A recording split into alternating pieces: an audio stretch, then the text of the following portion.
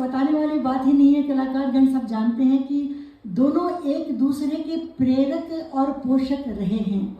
आपको कथक नृत्य के अंत में किसी भी घराने से वो कथक रहेगा, नृत्य रहेगा, ठुमरी भाव देखने को अवश्य मिलेगा, या ठुमरी अंग की कोई चीज़ आपको देखने को, दादरा या कोई छोटी कैच, चैती, कजरी, होरी, बारह मासा, सावनी, झूला आपको देखने को अवश्य मिलेगा। उसमें ठुमरी भाव निहित है।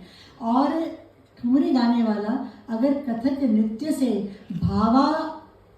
जिसको बोलते हैं भाव अभिनय, नृत्याभिनय नहीं करेगा तो उसके चेहरे के हाव भाव या उसका काकू भेद जो है वो जस्टिफाई कभी नहीं कर पाएगा अपने आप को कि मैं ठुमरी में वो भाव कैसे ला रहा हूँ। तो कथक नृत्य और ठुमरी, मेरा तो ये मानना है कि चोली दामन का साथ है, रहा है शुरू से और हमेशा रहेगा।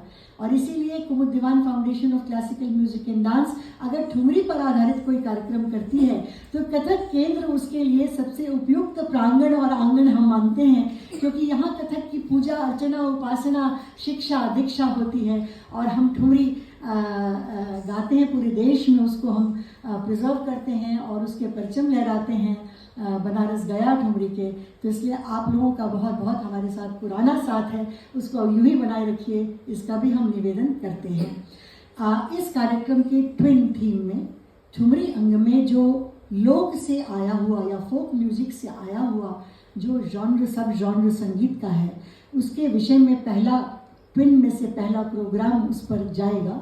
कंटिन्यूएशन में दोनों कार्यक्रम हम करेंगे, जिसमें कि फोक कॉम्पोजिशंस। तो ठुमरी में बहुत सारे फोक और लोक से प्रेरित, ठुमरी में सब लोग कहते हैं ठुमरी है और दादरा है, इसके अलावा बहुत कुछ फोक से आता है। चैत में चैती, हाँ, और अभी बसंत पंचमी से ही होली गाने की प्रथा है, तो होली।